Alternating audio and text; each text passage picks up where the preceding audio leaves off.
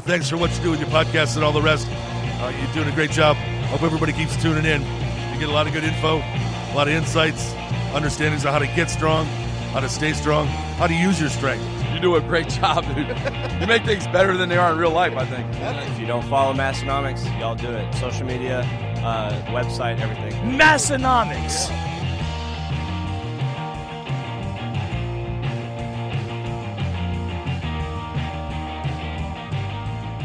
Well. Everyone said we couldn't do it, but you're all wrong again. We're back for episode 413 of the Massenomics podcast this time. The lifting podcast about nothing and about them twins. My name is Tanner. And my name is Tommy. And those twins. I don't know if we referenced the twins once last episode, did we? Might have forgot to. Have you had any postcards showing up lately? No. There's really on a dry spurt. The snail mail has stopped.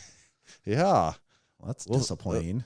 Yeah, I bet we'll come home from that's pertinent. This episode is coming out when we're on the way home from the Arnold, right? This episode releases on our way home. It does feel like it's been a while since we've recorded it. Well, it's been a while. Yes. Feels like it's been a while since we recorded an episode, don't you think? Kind of does. It's not been a while, though, since we hung out with Big Grant and everyone at Big D and everyone else at the Strength Co. Big Ron. Who else did we have fun with? Well, I'd say it actually kind of has been a while since we hung out with them, too, though, if I'm being totally honest here. But if I'm continuing the shtick as pretending this is, we're talking about something that just happened. Oh, what a fun weekend we had hanging out the Strength Co. booth. Oh, yes, that's right. Yes, sorry, I'm out of time. I can't do this time jumping thing. They had I loved their booth that they had these. You should have seen it, everyone. If you weren't there, they had these made in America, black E-coated plates, iron plates, Olympic 2-inch barbell plates. They were smooth, but yet so easy to grip. I gripped several of them. They were doing some cool deadlifts there at the event, and I was slapping plates around, and I'm like, damn, these are smooth but easy to grip. I was like juggling them like plates by it. Yeah, that's how smooth and spinning easy. them on the end of a barbell. That's how smooth and easy. And there was this crazy salesman with a mustache that was so enthusiastic about the plates. Yes, I believed him. I bought several extra sets there, and I'm bringing them back to Massenomics Gym. So you too could own some of these plates. They are the best. They are the best plates. They are the best weight plates that are out there. So check out the Strength Co., the Strength.co. They've also got barbells, clips, T-shirts, belts, just about everything. Just about everything over there at the Strength Co. And the show is also brought to you by our good friends we just saw as well at Bearfoot Shoes. Tanner, you did just see them too, didn't we? Didn't we have a great time seeing them? Oh, that was fun too. We can't even talk about all the crazy shenanigans we got into with those guys this year. Just what vehicles they put us in to go to dinner and everything. Are we just assuming that everything happens the same this year as it did last year? Yeah, Chris Duffin kidnapped us again. He's kind of good at it. Bearfoot Shoes. Most shoes harm your mobility by over-restricting your foot's natural movement. But Bearfoot Shoes are designed with minimal restrictions so your feet can move the way they're supposed to. Move with more strength and confidence in every step. Bearfoot Shoes was founded by Chris Duffin, who attributes proper foot biomechanics as foundational to his success in squatting and deadlifting over 1,000 pounds for reps. He helped create the company to provide a minimalist shoe that can be worn for anything from deadlifts to walking your dog. Whoa, all this bubbly's got me burping. Go to www.barefoot.store to check out the best minimalist shoes available. And while you're there, make sure to use code Massenomics to save 10% on your next order. That's code Massenomics, save you 10% at barefoot.store. Thank you, Bearfoot Shoes. Tommy, we're going to do a Q&A episode this week. Oh. We haven't done a little Q&A for a while. Am I asking you questions and you're answering them? Is that... That's what I assumed. Hopefully you've got them all prepared. Oh, boy. Give me just a minute. I'm going to need to take some notes here. No, we did put out an Instagram poll for some questions from you, the listeners, you, the viewers, you, the followers, you, the crew, you, the supporting member, you, the friends of the podcast, and we're going to do our best to answer some of these. And I think like what we'll find every time we do one of these, we get some real questions, we get some silly questions, and we try to address both of them. So you'll find some nuggets of interesting truth mixed in with all the tomfoolery, right? Yep. We're an equal answering opportunity answerers. Podcasters. Thing. Question, answer. Okay. First one is from Big Andy Pandy. And he says, who wins tug of war between you guys and your sister podcast? Oh. Our sister podcast, I suppose, being unpaid and underrated. Well, And if we're just talking hosts versus hosts. well, actually, you know what? I was going to say we're pretty sure we have them in weight, but your weight's been in a little state weight of has flux been in lately, a- so yeah, that's not even a for sure anymore. I'm guessing we still have them in weight. I think we do, Yeah. and also we have seen how some competitive tug of war games go, so we do know the optimal technique. That's true. So I'd I like have to been think- I have been on the winning side of some strongman style tug of war in my day, as a matter of fact. I'd like to so. think we still got a couple of tricks that would keep us winning Yeah. that one. Yeah, well, we can't bet against yourselves, can you? No, never. So we're gonna say we'd beat the Bratty Little Sister podcast, but not because they wouldn't be an excellent foe. You know, I No, think they'd be a would formidable opponent, but Yeah, no I think they match put for up us. a hell of a fight. Big Tim Feather says, any new shorts / joggers coming in 2024? Ooh, Isn't that the $1 million question? that is the $1 million question. Do we want to say we're working on something? Yeah, we sure hope there is going to be some new shorts coming in 2024. If it, if it We've works, been out the- working on that pretty diligently. Yes, and if Even- it works out the way we want it to, it will be awesome. But we just some of these things take a very long time, and this seems to be one of them. Yeah. So we're working with some cut and sew stuff, which takes longer. Mm-hmm. And if things work out, I think what we would ideally end up with is a better blank than we've ever had before, and something that we could make a lot of different shorts with at that point. We've just built a better blank is what we did. Yeah. That's kind of what we're doing, is that we couldn't, we're fed up with what was available in the marketplace. But it's certainly taking, we knew it was going to take a while, but it's, We've identified the definitely known taking- weaknesses, and we've I feel like, I mean, this isn't podcast talk, but didn't I ask for another update on that recently? And have we not got an update? no, we got on that? the update. We did get the update. We got an update again? Yes, we did. Just recently though? Wasn't it like 4 days ago we got an update? What was the update then? I must have Chinese New deleted Year the- is wrapping up. So that was the Should update. have an answer shortly. That was the most recent update? I Okay. believe so. Yes. Oh, that update feels like it was a while ago at this point. Okay. Also, Fucking Chinese New Year. I do not get this at all. This is not the I first think time it's we've like had this. Had 6 this months be long. a Yeah. supply chain issue where Chinese New Year. I don't know if that's an Yeah. excuse or if it really is as long and big of a thing as they make it out to be. It really feels like an excuse right about now. I agree. I think we're going to get somewhere on something at some point, but I don't know how long it's going to take. I think my hope is we arrive at something that we say this was worth the wait, and I we hope feel so. really good about selling it, and we've got some fun ideas around it, but we can't build a house on a sloppy foundation. Mm-hmm. And So in we're this working on case, the foundation. the foundation is blanks. Yes. Gotta The be classic good blank. blanks. The blanks strike again, don't they? They do. He asked about joggers too. With joggers are something we've kind of talked about, but we didn't. We have end up actually. doing We this year, we so. were looking at that just as a last minute thing. We discussed it in late October, but we decided by the time we figure out what we want to do, get them ordered, we're probably Yeah. looking at January or February, and then we just So maybe this decided, next winter we'll end Yeah. up with something. because it's been a while there too. It's been a while. It's been a while. I can't decide if I actually said it that much or if now that's just getting into my subconscious. Yes. I think it is a combination of both. It's the same as when the my wife thing comes around, and then you Right. realize, oh, do I say my wife that much, or is it just no one ever puts emphasis on that phrase? Yeah. Big Omar says, "Did the silly goose ever find his druthers?" gathers around the fireplace with chicken bake to listen attentively. I was just thinking the other day about how I'd never put the pieces together that Ryan made that meme until we were at the zoo that night, and he was showing us on his phone. Right. It's in the vlog. Ryan, Iowa Ryan. Yes. Yeah. It's in the vlog. He's showing us the meme, and we're going, oh, he made it. Yeah. Oh, that was so Ryan funny.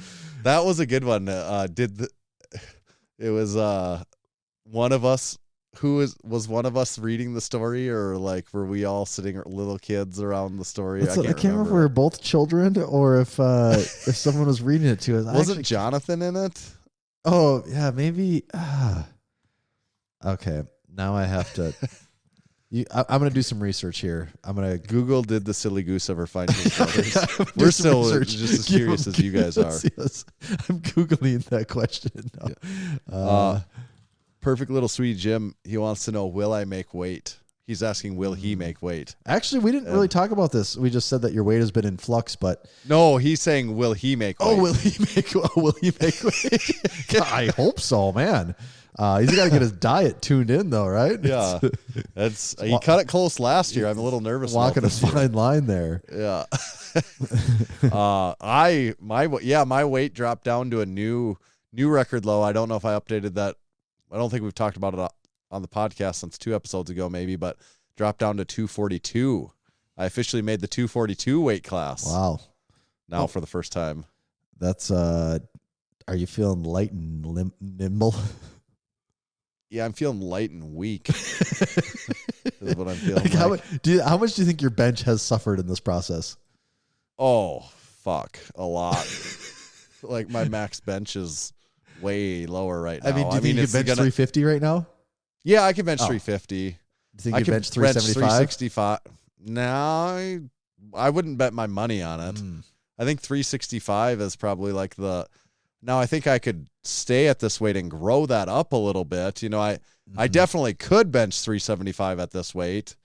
I think I could bench 385 at this weight. You know, I think I could even push. Like if things going well, I could get close to the 400 bench at this body weight. At 242, that's a pretty good spot. Well, and it's at like 6'3", 242 too. Also, like to put it in context, like some people, if they're 5'8", they're like 242. That's stout. But on my frame, it's really not. It's actually like I was at Northern State University, Western Northeast, South Dakota basketball games this weekend, and just an old man in his 70s that I know that. I mean, he's well aware that I've been into lifting for a long time, but he even this weekend, he goes, gosh, have you been trimming up a lot? And I'm like, oh yeah, it's definitely something as a parent now, because like, he's not someone that would it would not be words getting out. Too. People are knowing he's shrinking. Well, this is the closest our benches have probably ever been then. Yeah. I don't even know what my max is right now, but by default, they're going to be close to each other. Yeah. I feel like if I gained 20 pounds of body weight, my bench would go up just as fast again. But for sure. But it'd probably go up 40 pounds or more. Probably, but like to get it would like I said, I think I could get it to slowly work up. Like when I said to get it to 400 pounds, I mean, that would be a grind and take a long time. I do think like I could get it to like 375 in a reasonable amount of time at this body weight, but that's kind of where I see for me, 375, 385 is like where I could get to within reason without like, putting on beyond that. I think it would just be a struggle, honestly. Which I guess weight moves weight. It does. I do have follow up here.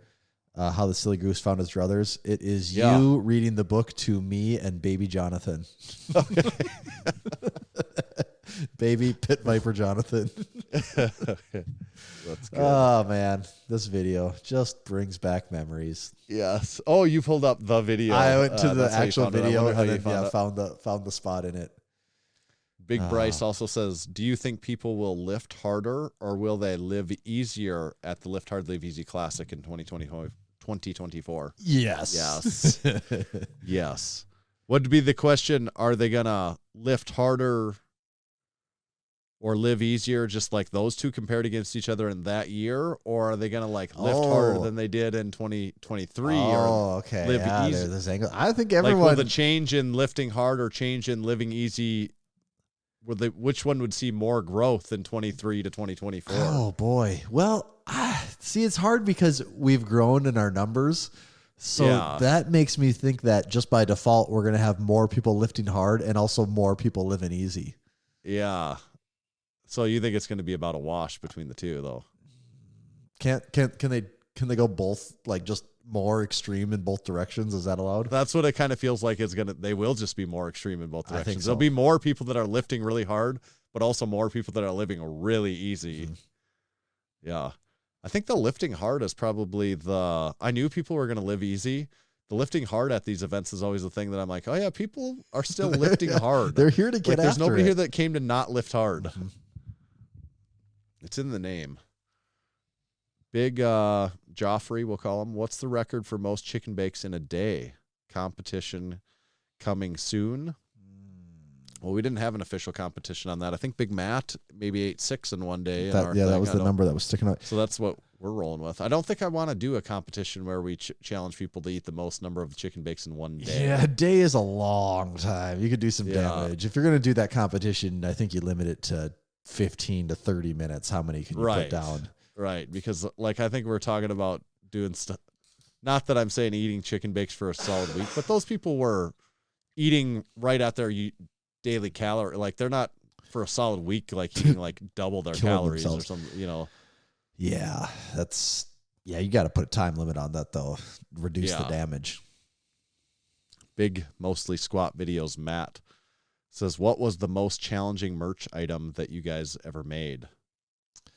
Most challenging. Well, there's a lot of ways you could define challenging. I'd say one that was way more of a pain in the ass than it felt like it should have been was singlets. That was just so many steps. And then I don't know if we ever told, finally, after getting all these samples, we found the one that the singlet actually is. And then the singlet got made on the wrong blank.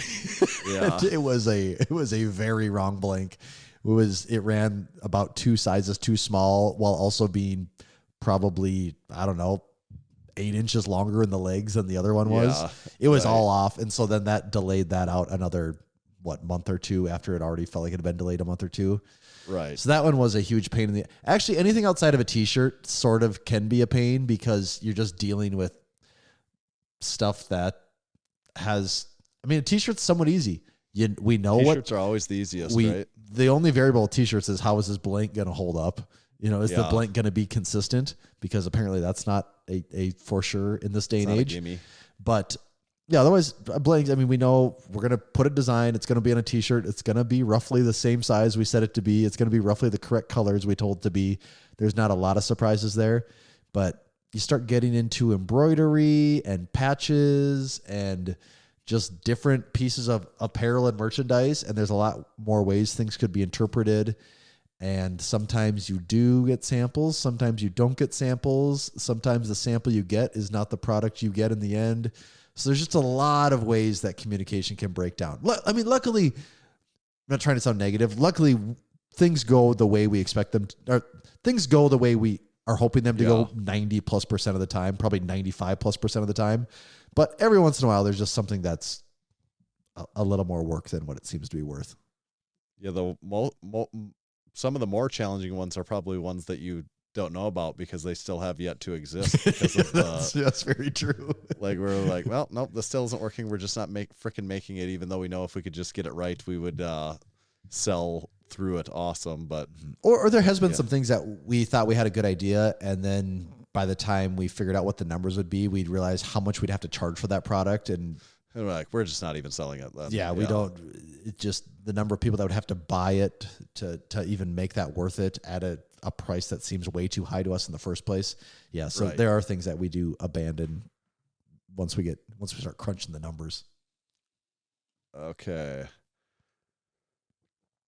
Next one is from Big Chris Daminger.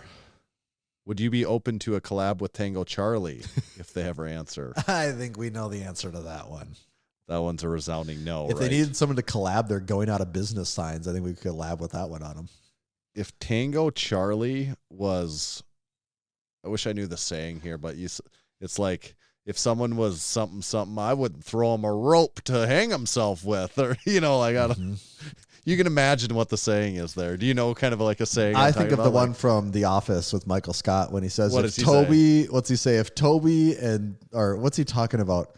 If someone was in the room, I would line them all up. I can't even remember what Michael says now, but it's something really dumb. You can all imagine the kind of things we wouldn't or would do to Tango Charlie. Yeah, if Tango Charlie was on fire, I wouldn't spit on him, or I wouldn't spit on him to help him. Let it burn, baby. Yep. Big Ashley says, "What question do you really want to answer, but no one ever asks?" Ooh.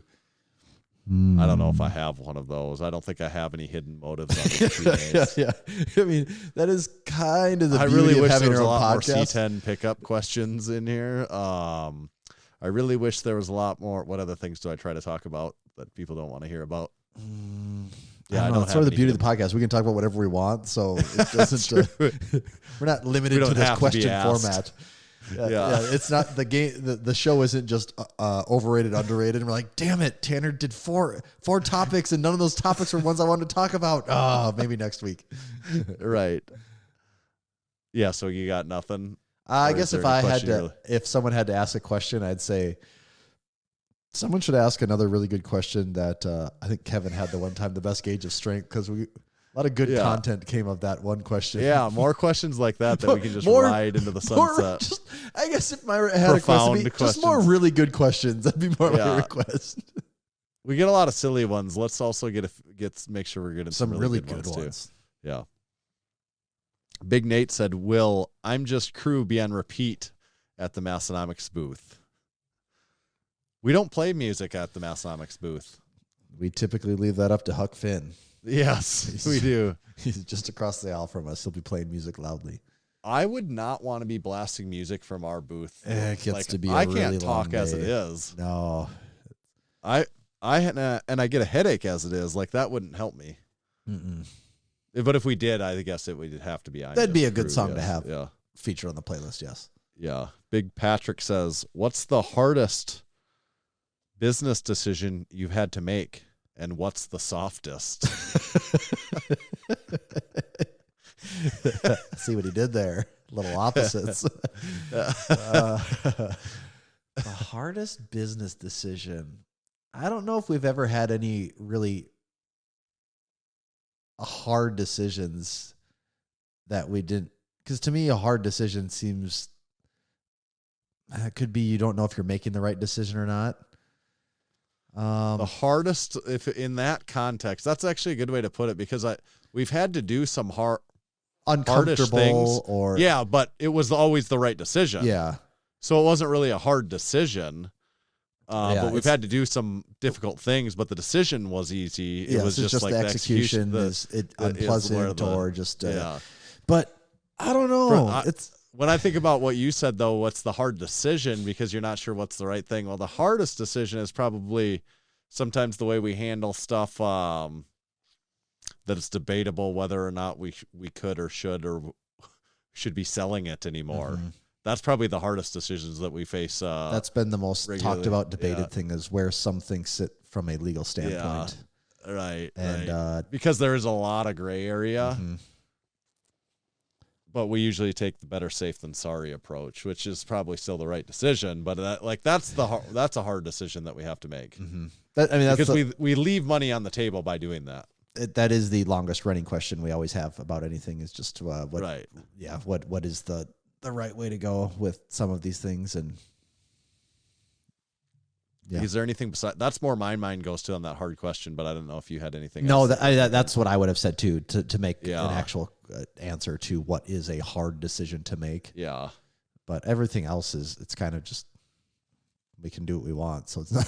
The rest are pretty soft. We haven't been presented with a lot of opportunities like sell the company or keep running the company. Like hard decisions like that haven't came our way. So we haven't had a lot of acquisition offers, which to me would be a hard decision.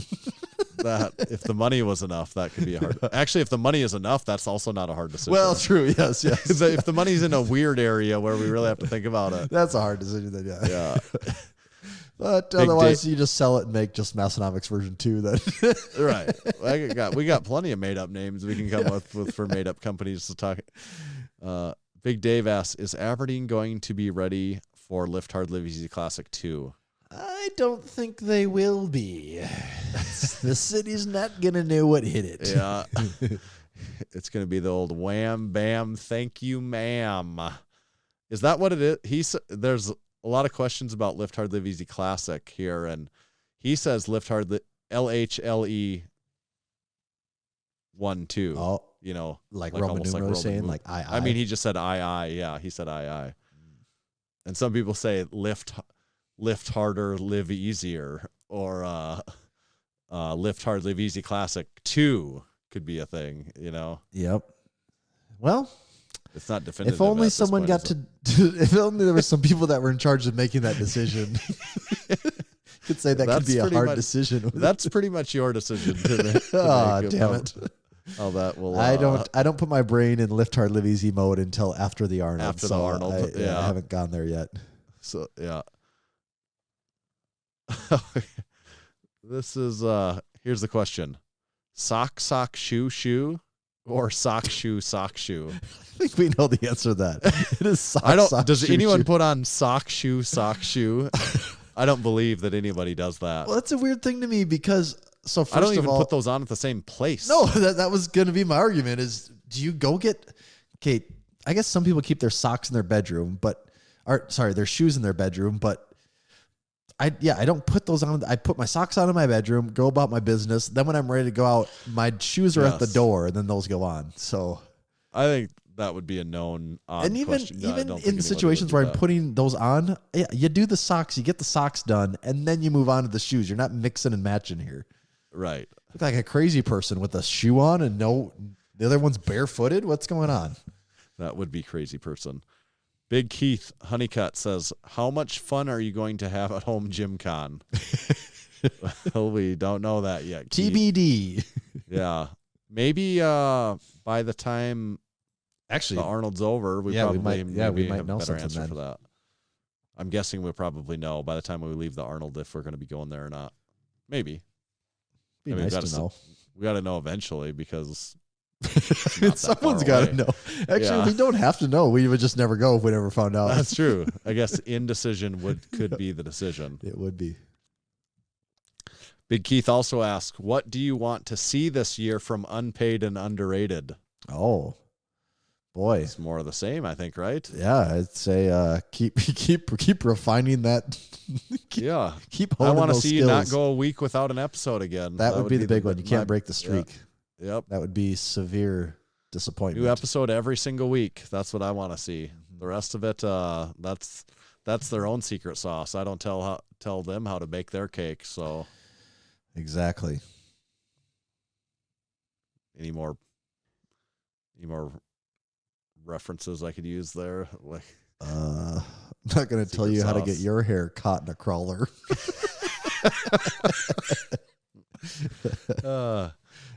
Big Tommy Schneider. Tommy Schneider is a stapler. He's in the Minnesota Lifter Department of Safety. That's a movie.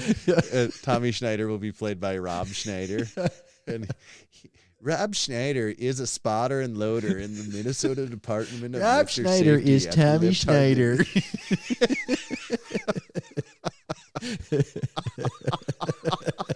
He's just the exact same guy. They just change his first name. Nothing else changes.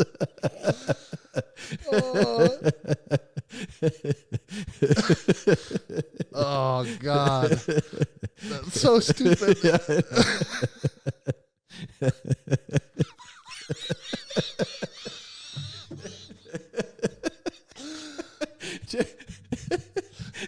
Oh, that's really funny. Oh, that's so dumb. It's making me not be able to breathe. It's making me laugh so hard. I can't stop laughing because you're like convulsing. Rob Schneider is Tommy. Oh, I don't know why. That's just like years of stupid Massenomics jokes, like perfectly. It's like, yep, all these stupid repeat jokes all led to this one. It all led up to this moment, to this perfect idiotic joke that almost nobody even gets. Sure no one else thinks that's funny, but it's just so stupid. Oh God, what did he even say? Really raised my body temperature there. Yeah, I don't even need to know the question. That's all I need to. I'll never see Tommy Schneider and not have to talk about that now. Any chance of some squats shorts to go along with the bench heavy and deadlifter shorts? I'd say there's absolutely a chance of that. Yeah, it goes back to our previous thing. We were talking about shorts. That kind of there's a linchpin that's needs to be lynched and pinned before we. It's our triple B plan. Build better blanks. Back better blanks, baby. Should you want to hear about supporting our supporting members? Yes. I really want to hear what's happened with them in the past week. Yeah. Yeah, it's been a while since we talked about them, but this week I just wanted to support everyone that we got to meet at the Arnold. All the people, all the supporting members that we got to shake hands with, talk stories, talk about how they, came across Massenomics, what they're into, whether they listen to the podcast or, they buy the merchandise or they follow along on Instagram, all the people we got to meet for the first time and all the old friends, all the old supporting members that we got to, revisit with after it being a while since we got to see them. So I think that's the biggest thing to me. Easily the best part of the Arnold, just getting to hang out and catch up with everyone. Yeah, it's always a ton of fun. It's always just this game of a roulette. You never know who's going to just pop up in front of you and what's going to happen, and it's constant. So, and then of course we also do have to appreciate all the people that did help at the booth, because that has been a major part of keeping the Arnold rolling for us these last few years. The crew has become a big part of the Arnold for us. The actual logistics of the Arnold. Oh, absolutely. Yeah, that's it'd actually being able to be a functioning thing for us, and then also just it's just also part of what we do at the Arnold. It'd be weird if we went there and didn't have all these people that are like, if it was back in 2019 when we didn't really know anyone at all. Yeah, just everyone coming up is like, yeah, I maybe saw you guys on Instagram before. Yeah, that seems. Besides Scott Dodds, no one in the entire building knew who we were. So thank you to our supporting members. You can also become a supporting member if you're interested. Just go to massenomics.com/join. That's where you'll see our various options, all of them affordable, all of them amazing options. We would love to have you join in on the fun. You can get mentioned in supporting our supporting members like we did here this week, or you can get, there's a discount code, there's a discount code, and it's the only way you get access to our exclusive Discord community. And it's the only way you can listen to our podcast live. And it's the only way you get early access on upcoming drops and new things that we're doing, and where we talk shit about people that we don't talk about in public. You can only see it on the Discord. So that's where you get all that stuff. So thank you to everyone that supports us. And this week also, thank you to Build Fast Formula. Build Fast Formula. They have a discount code. It's Massenomics. It saves you 10% on all the supplements that you buy from there. What I want to tell you is if you haven't tried anything from Build Fast yet, please go check it out. My personal favorite is the 80/20 protein powder. I buy it in the chocolate flavor, and I have it every single morning as a part of my breakfast. On your eggs? So, on my eggs. Yeah, it's just a nice, delicious chocolatey egg powder coating on top of my eggs. What if you mixed it in with the scrambled eggs before you fried them? What would that taste like? Really gross. It sounds like a really good way to ruin chocolate protein. That wouldn't be my recommendation, but I would recommend trying it in a different, more normal way for protein powder. Also, check out their Vaso Blitz. It's the nitric oxide support supplement that they have that you can take as a pre-workout, and then also their fully loaded Full Blitz pre-workout that's got the caffeine dosage in it. And then they've got their Drink Hack, which is basically a hangover support supplement. So check it out at buildfastformula.com. Use discount code Massenomics. It'll save you 10% on every order there. And then if you sign up for a subscription on any of these products, you can save an additional 10%. Stack them together. You got 20% off. Buildfastformula.com. Today's show is also brought to you by Swisslink. Since 1995, Swisslink has been importing military issue goods to the United States and into the hands of those yearning for quality gear at uncompromised prices. Swisslink is also home to the authentic Wavian fuel cans. They're made from the same factory that has been pumping out the old jerry cans for the NATO forces since the 1940s. Made from 0.9 millimeters of cold-rolled steel, Wavians are the highest quality gas cans on the market. And the big man at Swisslink, Mr. Big Mo himself, has since decided that a high-quality water can was needed as well. So Swisslink developed a stainless steel water can to match. It fits all your Wavian jerry can holders and is made from food-grade 304 stainless steel so you can trust it to carry drinking water. This is another addition to Swisslink's exceptional collection and their dedication to quality customer service. Enjoy a 15% discount on your next purchase at swisslink.com by entering code MASS at checkout. That's MASS to save 15% at swisslink.com. Thank you, Swisslink. Thanks, Swisslink. Big Andrew Baker says, here's a good one. Drink spotter, OG or light? Boy. So I think there are levels of this question because if you have like a 2x3 rack, I think the light's probably a better choice for you. You're just going to get a better fit. Yeah. So in that case, that'd be an easier way to recommend that. This is like we could make a little the branch tree, where you have all the different paths you go down. Are you on a tight budget? Go to drink spotter light. The other branch. Do you want the strongest, most durable drink holder available? See drink spotter OG. No budget limitations. I'd actually put that one as get both if there's no budget limitations there. Yeah. That's true. So there's a lot of ways to do it. Just like everything in life, I don't think there's one right answer other than you got to buy at least one of them. Right. I mean, I agree. You got to buy both. Everyone should buy both. And when I say buy one of them, I mean buy both. A lot of times we get orders like that where people buy both together. A lot of times we get orders where people buy two of one of them and one of the other ones. Yeah. The light, from an affordability standpoint, you should have multiple of those. I would say, as if you own a home gym, I would just have multiple of the lights at the price that we were able to sell those at, and like the universal nature of them and how they can just go on everything in the gym. One for your beverage, one for your phone, one for your chicken bake. You might as well have 3 or 4 of them. Did you pay attention at all last time you were in Massenomics gym? How many are in there? Like it's if you multiplying. I like to make sure they multiply. Yeah, it's a beautiful thing to see. I've found it a good home for any cosmetic imperfections. There you it's go. Like, yes. Yeah. All right. Big Mad Cow says, don't lie, Tanner. Have you fed the baby a blended up bake and formula shake to max out those macros?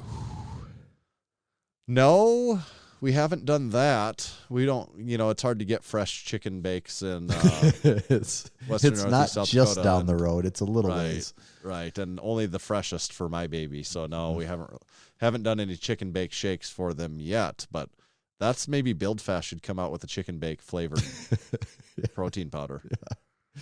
Could be onto something there. Caesar dressing. Yeah. the best, the finest Caesar chicken and ranch and bread flavoring that they could fit into a powder. Yes.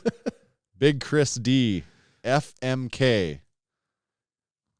Elite FTS. I said I only read these if I think that they're good, and I'm going to read this one, so it passes muster. All right.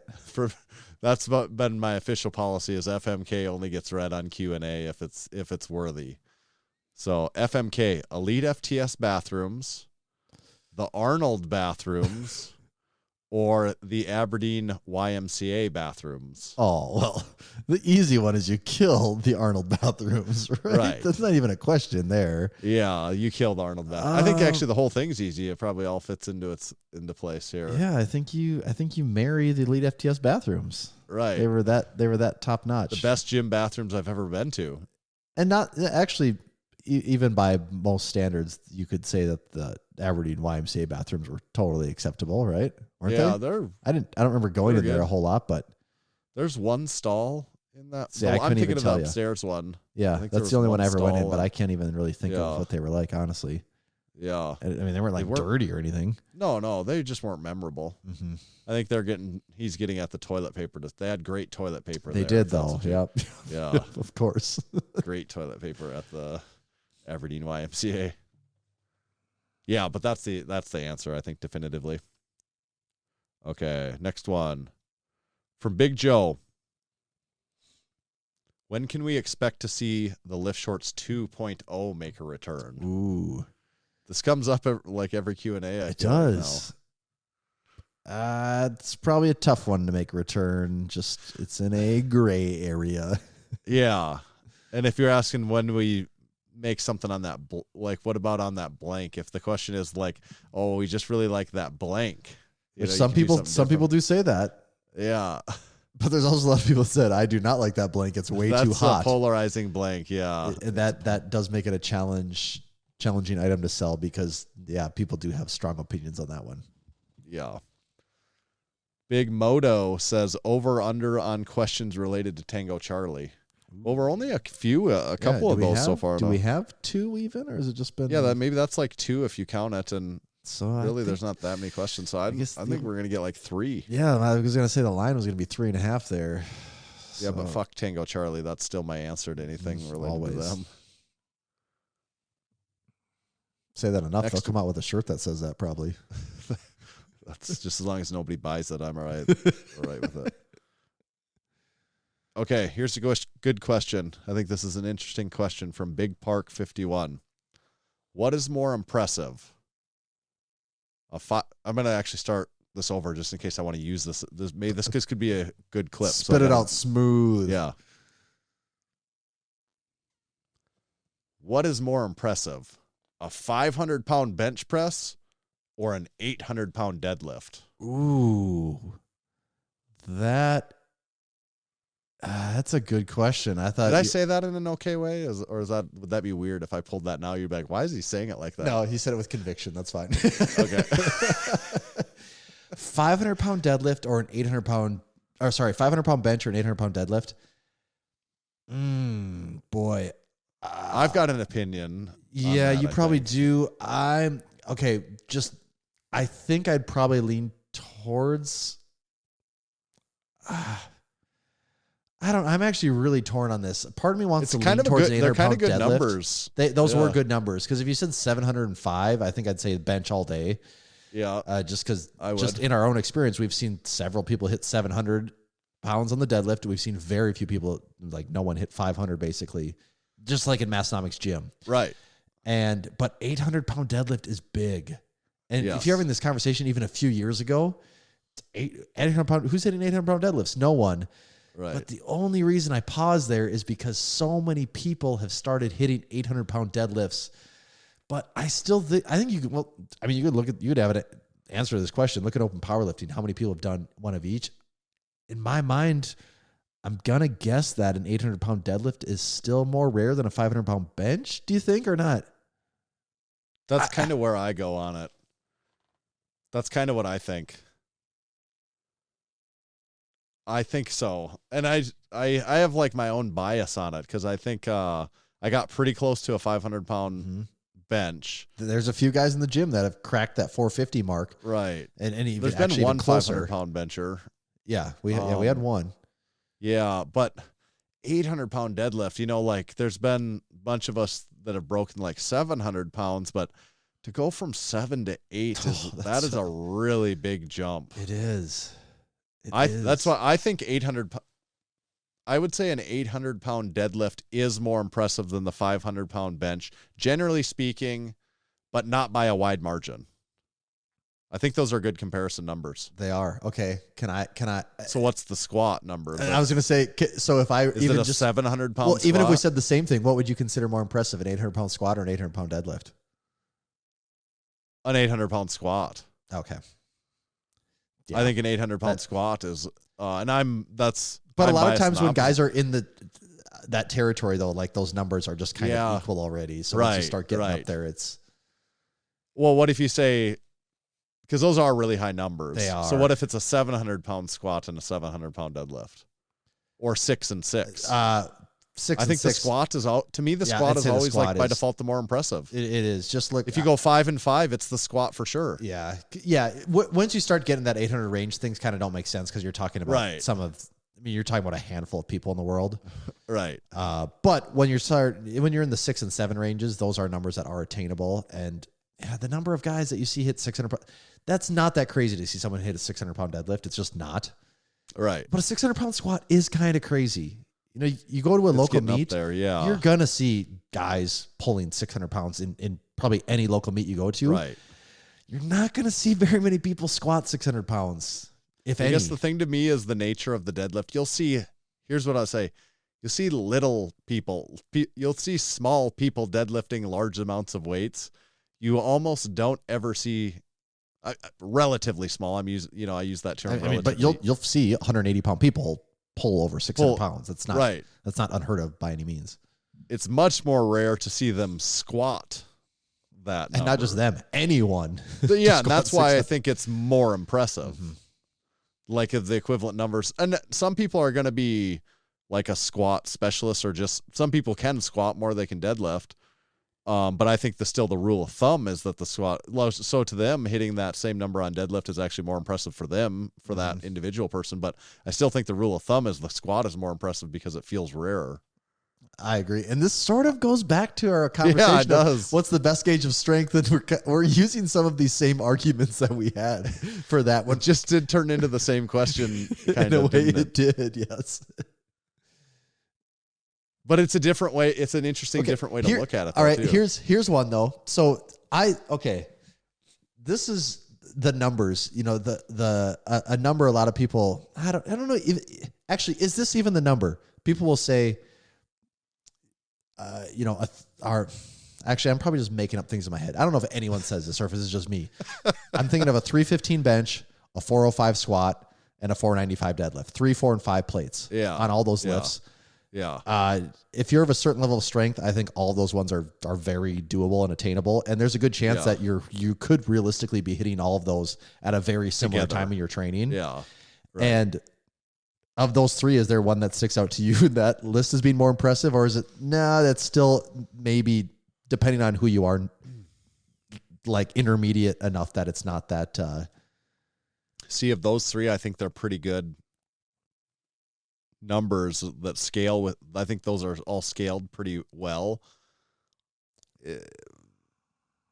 But at those numbers, I almost lean towards the 405 squat being the least impressive, and I don't know why. I sort of do there too. Like that should be that number probably to scale appropriately needs to be like 440 or even 465 even. Right. And I sort of like in that equation, I might. Depending on the person, I might say the bench is the most impressive one in that line. A 3-plate bench, yeah. Because that one, there's a good chance that one could have taken the longest to get to out of. Because of what we've seen happen with the deadlift, that one starts to impress. Like if we say, the question is what impresses you, the deadlift numbers impress me less and less because I feel like you see it all the time. Until you start I'm not impressed by it. Until you start a stupid just word. Stupid numbers. It's not impressive. It's not impressive because I feel like you see it. Like it's just like, I don't know. I just saw someone 185 do like that for 7 reps. So I don't know. I'm not impressed by that. But is it impressive? Like, of course it still is. I don't know. The deadlift is, the deadlift becomes a weird one in that group to me. It does. It is the easiest one to maximize to your. But if the question is the 315 bench, the 405 squat, the 495 deadlift, which is the most impressive out of those 3 for that lifter, I'm taking away the squat because that number needs to be higher, I think. And then it goes back to my logic on the deadlift. Then when I really start to compare that, the bench is more impressive because I just think of what the person did to get to either of those numbers. And I lean towards the bench. I agree. Okay. Sufficiently answered. Now that we have all those strength standards figured out. Yes. Now that everyone has agreed with what the roadmap we laid out for everyone that they must all follow. Big Park says, okay, here you go. This is fun. What are y'all's dream vehicles? Ooh. What's your dream vehicle, Tommy? Well, so the question, Do we say if this though, is price is no object dream vehicle? that's the first thing I was going to say. Because like dream vehicle, as in just I have $1 billion and I don't care Right. what it costs and I don't care what maintenance is or anything, or like realistically Something you would attainable, actually wanna get, something that yeah. could be on my list. I've said before in the realistically attainable thing, I still would love to have a C5 Corvette someday. I love the way they That'd be look. sweet. They're super affordable as far as a fun car goes. You know, you can find Chevy made 10 billion of them between whatever year, 97 and 2003 or whatever it is. You can find the hatchback style ones, the liftback style ones for like, I don't know, 17 to 20, depending on how many miles you're willing to tolerate. And because it's a Chevy vehicle, you know, parts are attainable and every person in the world can fix those damn things. So there's no weird service thing. So that one is high on my list for if I get a fun car someday, that would be up there. And then I like that choice. I would like to have a Porsche of some kind, like a 911 or a Like, Boxster. would that be your cool. dream one then, or would that? No, because if I'm going dream though, that still is kind of an understated car at the end of the day. Right. I don't know if I'm going dream. I'd probably go Lamborghini if I'm going dream.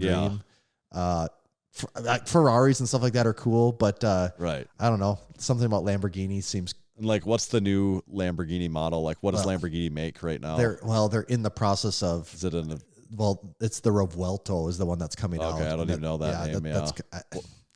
What's the other one? What would have been more recent or like the Aventador? The Aventador is like the Aventador. top, There you go. top Okay, one that right one now. I know. Yeah. Like Nick at Live Large, he has the Murcielago, and a lot of people they say that was peak Lamborghini. That was the one before things started getting, you know, super electronic and all that. And I've never been in any of these cars. I've never driven any cars like that. So I'm sure any of them would just be the wildest thing I've ever experienced in my life. But as far as just like crazy sports cars go, those would be up there high on my list. Yeah, those would be cool ones. What I about guess. you? Recently as I've changed, I don't know if I would have even had a good answer to this, but my wife and I have talked, like, after having her 69 C10 Chevy, it's like, well, what is, like, at some point in time, we could afford to get another, you know, I mean, we're not going to do it A this year. 69 Blazer. Well, no, actually, no, I mean, it's basically the same thing, but what I would want to get, this would be a very distant off the thing. Actually, first of all, I'd say the Picket we have, I just really like, and I'm actually like almost feel like we have the thing that I like. I'm just like, I just love this thing, and I wouldn't even want it like any nicer than it is because we like really enjoy driving it around and like. And with a vehicle like that, it's so far out of, you know, it's not going to really depreciate anymore at this point. No, it's just, not a it is what it depreciation is. You asset could at maybe all. say, I don't know, maybe depreciates at some point even too. But so it's not like you It's ever more have like to you worry to about appreciate than depreciate. Yes, so you don't have to ever have to worry about I got to get out of it because now it's 20 years old and now people don't care, or now it's hit whatever number of miles, and like that's out of the equation. So you just kind of is what it is, which is somewhat rare in the vehicle world. Yeah.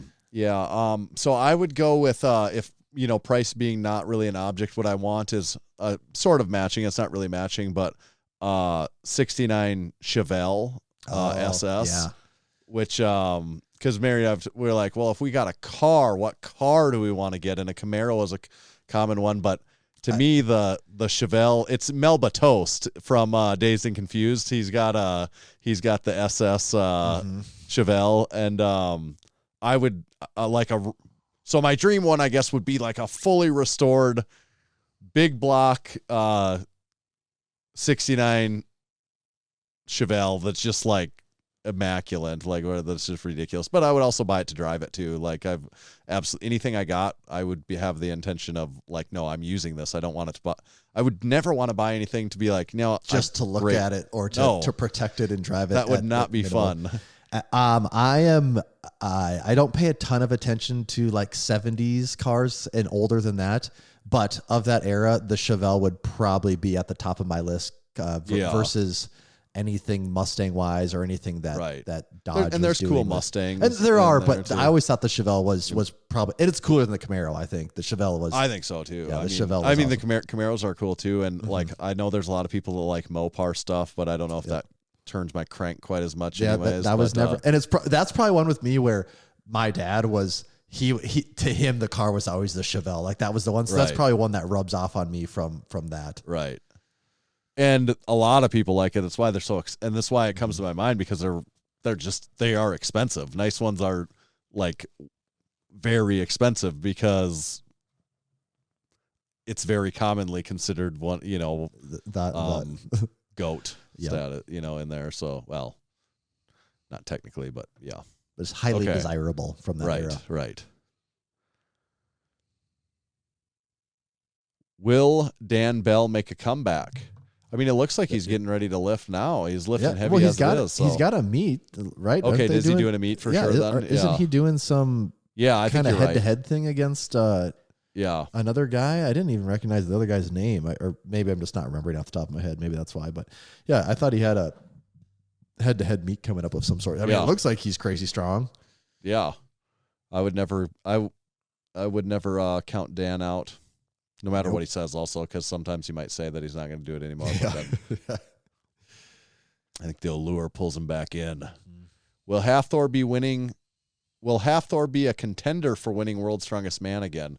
Sounds like no. Actually, one of our questions from our preview show is defunct because he said he won't compete at World's Strongest Man. I was not aware. I saw that in the Discord. I can't remember who put that in there, but I was not aware of that.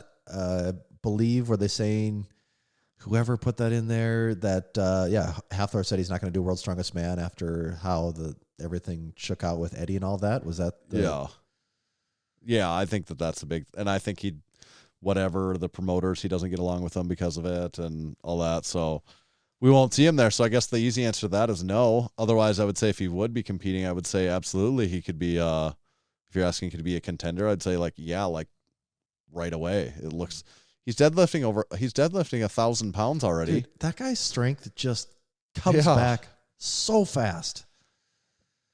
And I know the deadlift isn't the only event, but we also know that this guy was not a one-trick pony before, so it tells me if his deadlift is getting there, like... Really, can you deadlift 1,000 pounds and be like, well, he can deadlift 1,000, but he's not actually that strong. You can say that about potentially people that deadlift 500 or 600 pounds, but Right. yeah, you get to 1,000 pounds. You can't deadlift 1,000 pounds. Yeah, and it's not be that really strong. Yeah, well. Big Matt says, and he says, will either of you try equip squatting so your hips don't hurt? # Crew Wolfpack. My take on that is I don't have that much interest in it. So I guess never say never. I would caveat almost every question with that, so you never know. But I have really still no interest ever. I couldn't see myself competing in equipped powerlifting because I'm not interested in it. So then I don't really see the utility in training my squat that way. And, I would tend to not squat or squat much less frequently or, adjust my squat more than I would. It's a different, people will say it's a different sport almost. Mm-hmm. And I kind of feel that way. And I just don't have interest in that side of it. So I don't really have interest in doing it. I can see how it would be really fun. I enjoy the tech. I mean, I enjoy sports and everything where there's a high level of technical expertise required. So I think that would make lifting really interesting again, from that aspect of being almost a newbie when it comes to the technical aspect of it.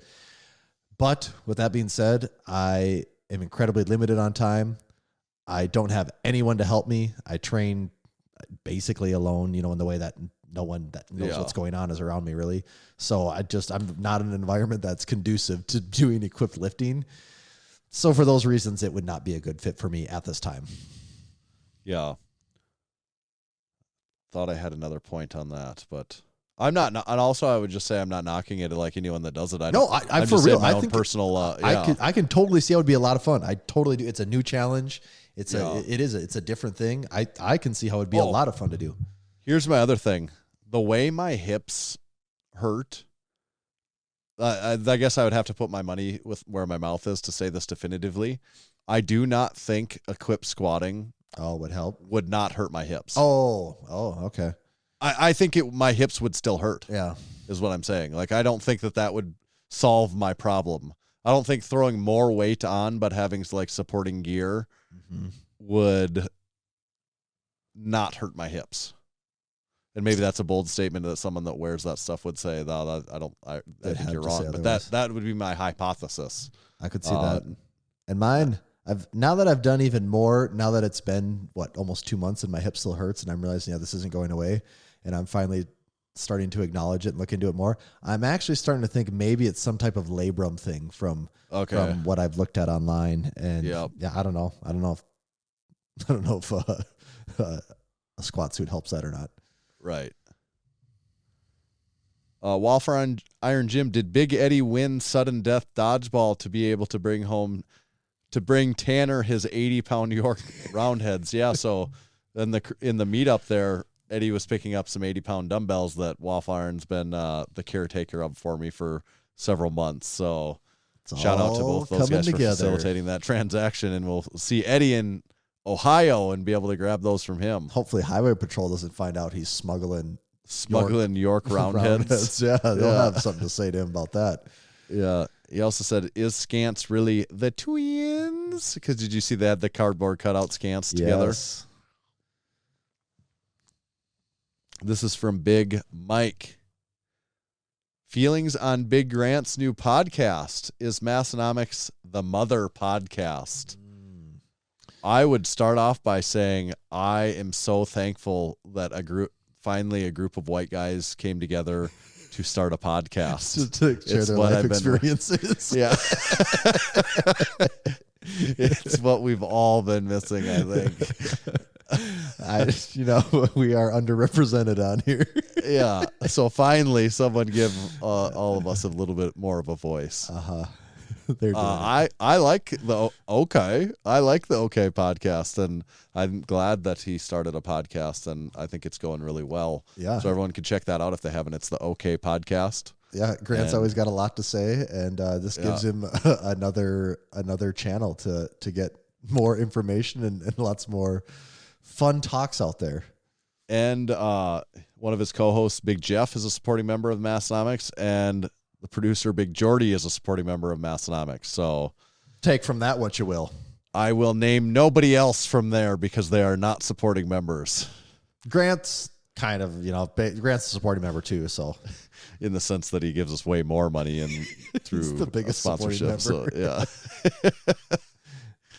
I do like it though. I think it's good. And just finally, thank God, a group of white guys got together to just like chat about things going on in their life. Lifting, sports, military sports, lifting, all the good stuff. Yeah. Okay. Big Eddie says, now that the Canadian twins have surfaced, who are your favorites, blondes or Scants? Oh, wow.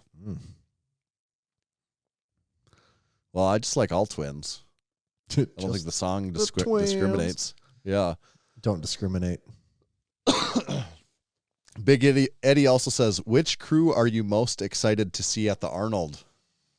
Well, we can't pick that, Eddie. Yeah. Is he giving us choices? Maybe one of the crew is, maybe he's citing a crew that's not actually crew members. So no, it wasn't choices. It was very open-ended. Oh. So I would, that's the thing about the crew. It's like the crew isn't always an ambiguous term that is everyone all at once. So we're just excited to meet all of the crew at the Arnold, I think, right? I 100% agree. Big Hornsby says, choose all. Here's the question I think we were looking for. Yeah.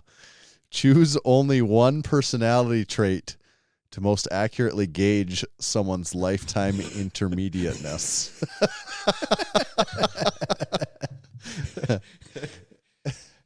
I see what he's doing there. That is good. One personality trait to gauge their lifetime intermediate. So is this a personality trait that's going to determine if someone's going to stay intermediate, or is this, or am I thinking about this? Should I be thinking about this? That's kind of that's how I would interpret. So what is a personality trait that's going to keep someone intermediate for a long time? Yeah. That you could see this trait and then be able to gauge. Yes, you are very much an intermediate. Okay, are we thinking of intermediate as more of a derogatory sense here, or is it more of like I don't now we're think all so. kind of intermediate because advanced? Yeah, I is, think it's like advanced is like 5, 6, 7, 8 lacking the plates. ability to make it to advanced. Almost like, So I don't mean this as a knock, but I'd probably say having a life with obligations is probably the biggest. Yeah. Having the personality trait would maybe be having relationships outside of the gym. yeah. Not that it's impossible, but it makes it significant. I mean, the people we know that are the best in the world, they're not even the best, advanced. And in this case, when we say advanced, we mean people that are benching, squatting, and deadlifting the 5, 6, 7, 800 pounds. For the most part, those people, their life revolves around the gym.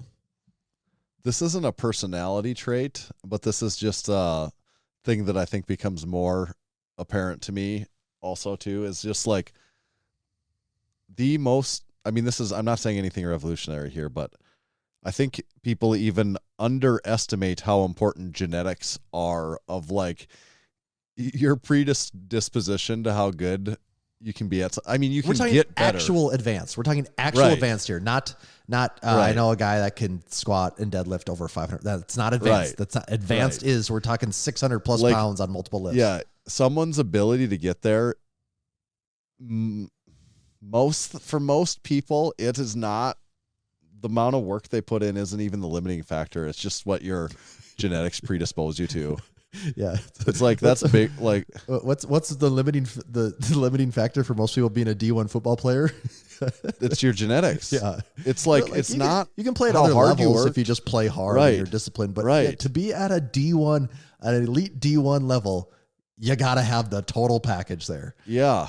Actually, you don't even have to have the total package. You can be a genetic freak and kind of screw around on the other spots and still make it up. Right.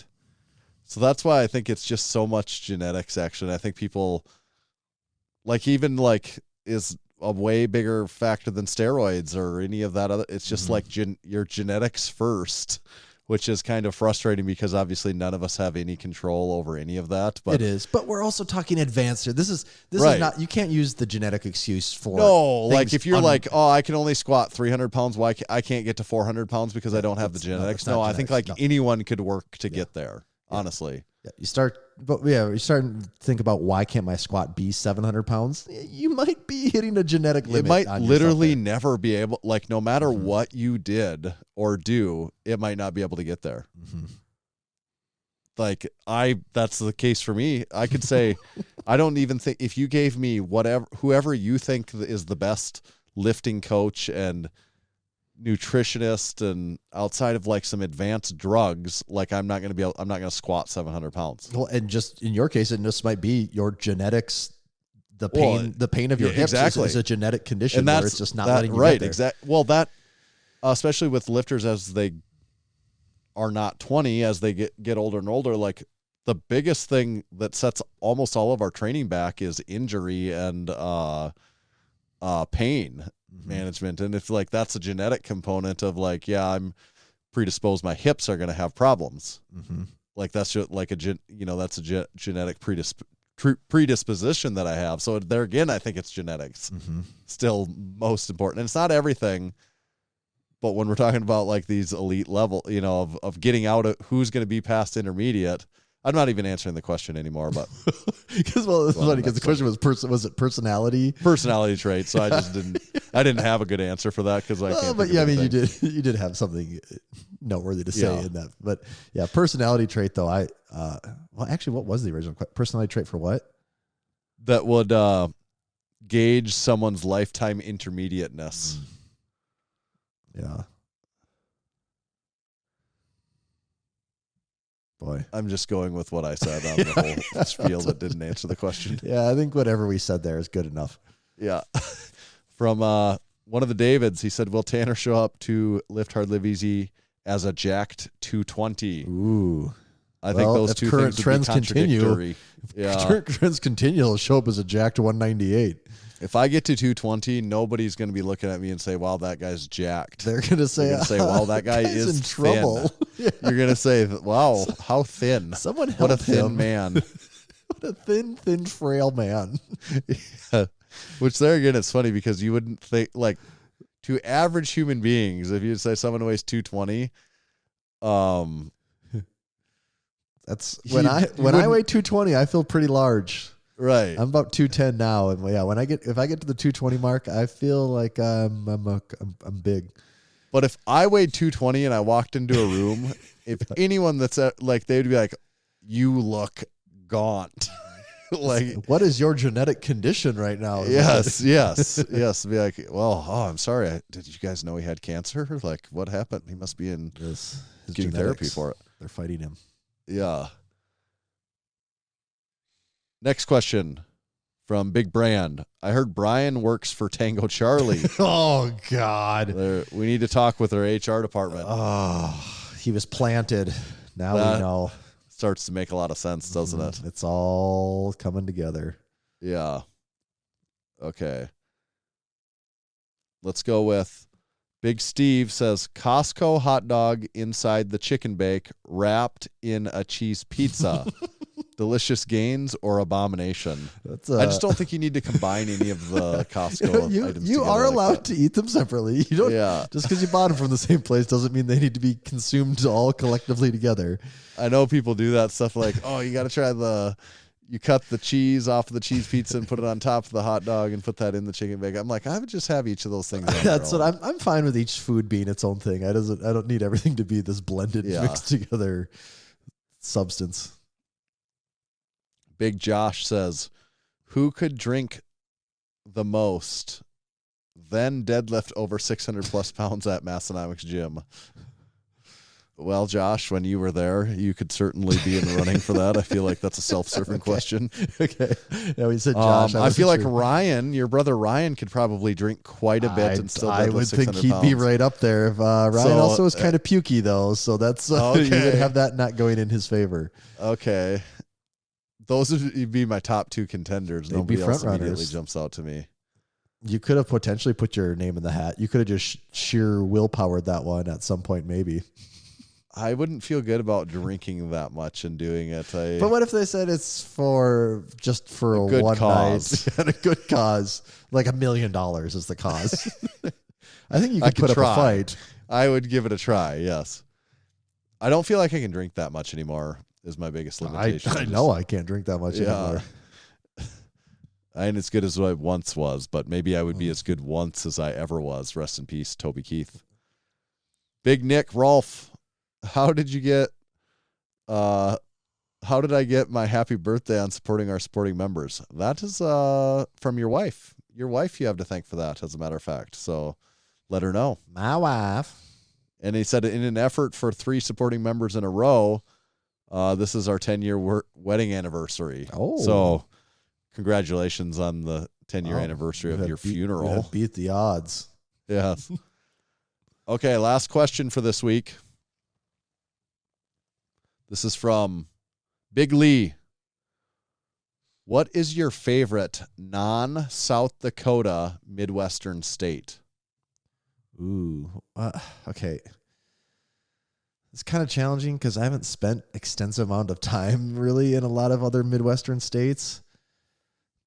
I'd almost have to default to Minnesota because it's the only one. I do think Minnesota has a ton of really awesome things going for it. I haven't spent any time in Wisconsin. I can't even comment there. I haven't spent, the only time I've ever spent in Michigan was when we went to Dr. Mike's house. So nice. It was nice, but I also was in Michigan for a total of 12 hours. I don't know, 20 hours. Yeah. Not very long. Ohio, that's still debatable if that's even in the Midwest. Is I'm not it sure you can even Midwest, count right. that. Right. Indiana, other than staying there once or twice, coming to and from the Arnold, I don't really have any experience there. Nebraska, I mean, let's be real. I know they're not going up on this list. Big Nebraska. North Dakota, come on. We know they're not going up on this list. Not North Dakota, Nebraska, no. It's Iowa could be in there. Yeah, Iowa. But again, I've never really spent any time in Iowa. We've been to Sioux City a little bit. I think a lot of people would say, yeah, you still haven't really spent any time in Iowa. So, by default, I guess I'd have to say Minnesota. Yeah, you didn't mention Illinois also, but Yeah, I have been to Same Chicago once, but I just haven't spent enough time in these other Midwestern states. I think a lot of people from the Midwest, unless they have family that live in other states, would probably say the same thing about, I haven't really spent a lot of time in these other Midwestern states. right. I mean, my answer is probably the same as yours for the same reasons. Although I have been to Wisconsin and, I've been to Michigan 3 or 4 times. And I always you enjoyed the parts of have. Michigan. Okay. Yeah. I went there when I was in 8th grade for like a week too, and I remember liking it then. Although I'm just going to say Minnesota for the same reasons. Minnesota's pretty good though too. They got That's quite a bit to a offer. ton of lakes. Yep. They 10,000. They got 10,000 of them to be exact. They got the sports teams that I root for are all there. They're not far from home bases, so from hometowns, I should say. So they got a lot going for them. Do you cheer for the Minnesota Wild? I don't, but my old roommates, they did. They cheered for the Wild, the Twins, the Timberwolves, the Vikings, and the Gophers. And that I took in an NSU Wolves game with them this weekend. Actually. Did you? So yeah, well, they were there, and I went and sat by them. So yeah. What's the Wolves' record right now? Even not good. Is it a losing record? Yeah, they lost 2 games with. They lost 2 buzzer beaters this weekend. Ooh, that hurts. The Friday night game, this is actually noteworthy. Nobody gives a shit, but it was just quite the ending. The other team, we made a shot. The game was tied. We made a shot with 1.5 seconds left to go up by 2. Ooh. Okay, yeah. And I guess I said we, that people make fun of. This is the only sports team where I say we because this is the using and the othering. Yes. This is the only sports team where I might catch myself accidentally because I went to school there. I go to all the games in person. I play noon ball there. This is the one that I have any legitimacy of saying we when you talk about sports team. I think that's fine. Yeah, I have no problem with it. So we went ahead by 2 points, second and a half left. The other team got the inbound the ball around half court. They had it about halfway in between half court and the 3-point line. Falling out of bounds into those chairs over there. The guy threw it up at the buzzer, like it barely gets out of his hands at the buzzer, and he falls out of bounds into the chairs. And it banks in at the buzzer to lose by 1 point. Wow. You could have heard a pin drop outside of the other team going crazy, and then it took the refs like 10 minutes of watching to decide if it was stuff. Official or not. And this is an NBA game. You don't get to sit there and rewatch the replay the whole time yourself. So you're like, so they're checking, was he out of bounds and was it in time? And both were in question, and they were. Yeah. Did I see, is Moorhead actually number 1, or were they number 1? They might be. I'm not sure. I don't remember now. I never thought they were a little that frustrated. Good. The men's team is the worst that it's been in ever that I remember. So do they have a winning record even, do you know? I don't think so. Wow. I don't think so after this. The women's team is really good though. Which is the first time in quite a while, right? Yeah. I think the women's is the best that it's been in a while, I think, actually. So, well, they've had some good ones, but they're good right now. But that's probably enough of NSU Wolves sporting updates. I thought of this the other day. Do you remember? Okay, you've been to a lot of Wolves games, a lot more than I have. I went to a lot when they were going through those glory years. Yeah. Would you say top 3 Wolves basketball moment of all time was the night that the guy hit like those 6 threes in a row? He hit 9 threes total that night. Weren't you there? Didn't we go to Loggers after It was that? I Hate Winter. It was nuts. It was insane the way he was just Mason Stark from Arizona. There you go. Yes, Mason. Yes. An insane shooter. Mm-hmm. That guy could shoot the freaking lights out. Yeah, he made 9 threes that night total.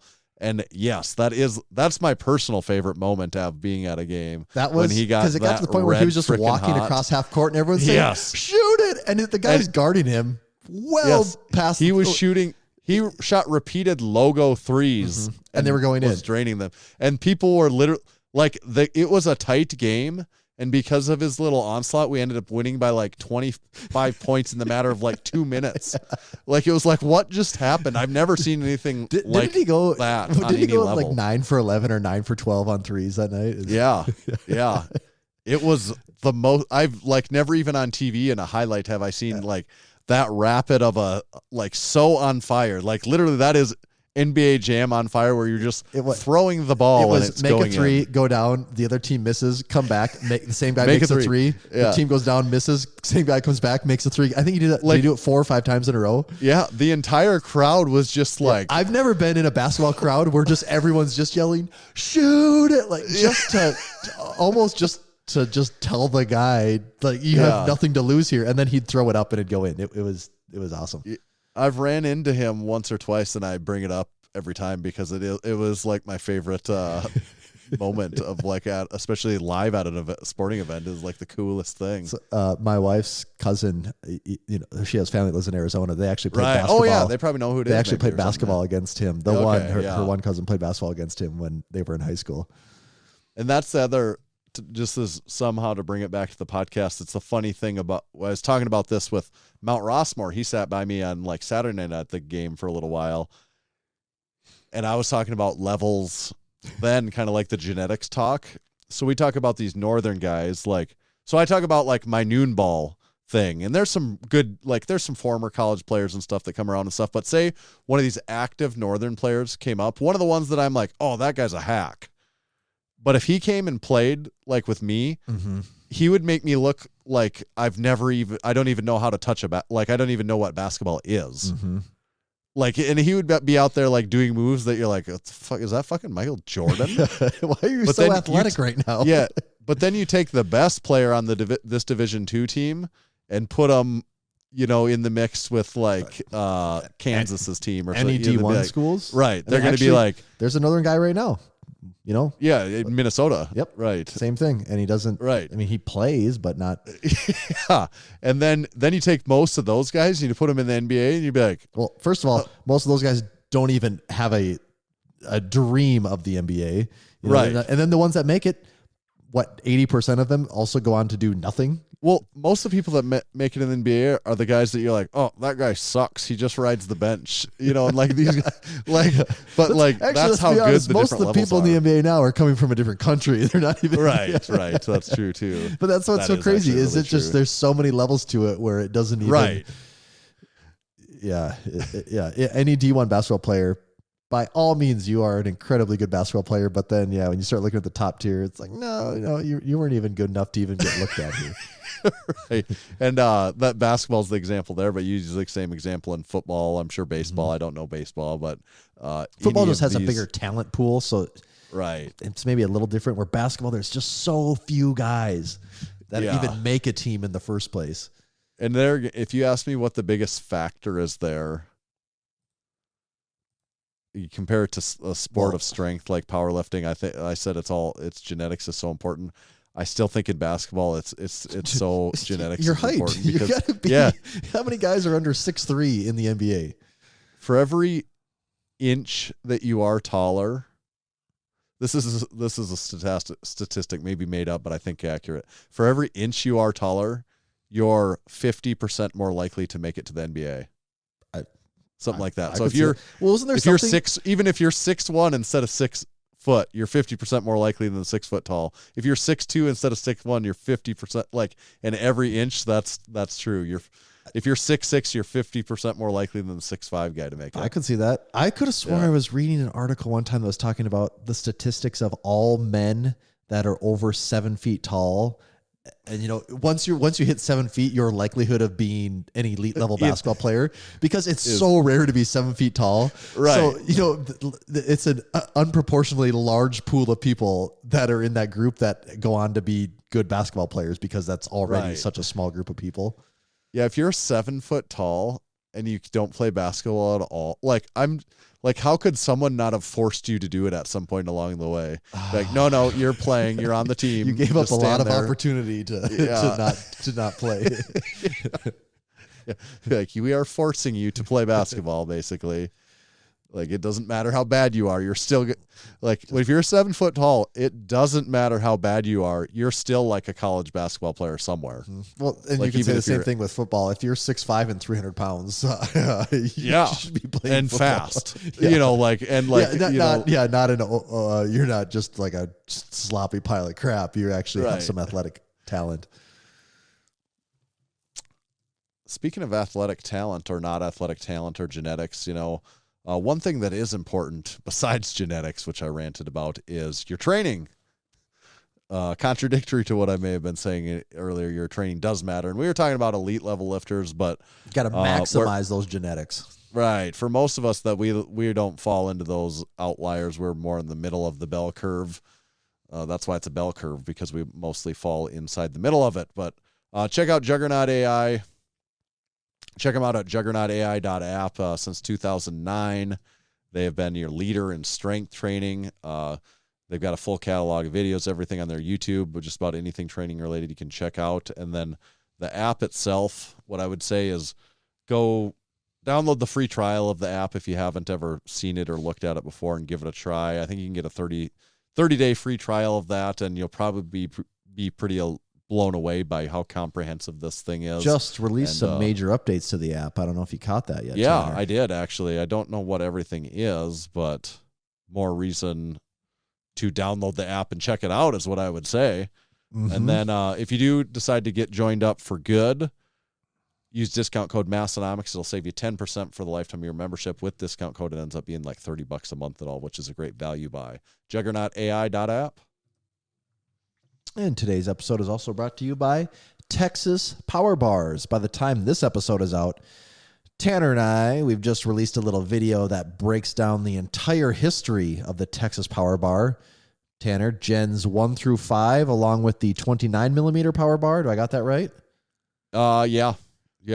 So it's no secret around here that the Texas Power Bar is one of our all-time favorite bars in the gym for its incredible durability, its incredible usefulness, and its incredible value. And if you would like a Texas Power Bar for yourself, or maybe you have one, but you want to try the brand new 29 millimeter power bar, warning, that thing does got a little bite to it. So be careful there. But if you'd like to get one of the legendary bars for yourself, visit TexasPowerBars.com. Thank you, Texas Power Bars. I had to finish a slug of limoncello from last week's episode. Was it? I don't know if you ever actually said limoncello. That's what it was, huh? It was limoncello. It's just been sitting in your basement for a week straight. Limoncello the whole time. Always has been. Always has been. Always has been Carmex flavored LaCroix. Rob Schneider is Tommy Schneider. Oh, that really had me laughing hard. That was good. I hope Tommy hears that and gets a little chuckle himself over that. Just think to himself how I made them laugh for doing nothing. Yeah. Tommy, next episode, we're going to be hitting them from the road, I think, on the way back from Arnold, the mobile right? podcast studio. We're putting up soundproofing in your car so that it sounds the best it can. It's going to be completely covered in foam. We won't even be able to see out the windows. We're going to leave one little square right in front of Tanner's eyes. That's it. Yes. Otherwise, it's going to be all foamed out. That's what we do. For the premier for you, the acoustical listener. environment. Yeah. And where do they find you at? They can find me at Tomahawk_D. You can follow me at Tanner_Bear. Just please make sure to follow Massenomics at Massenomics. See ya.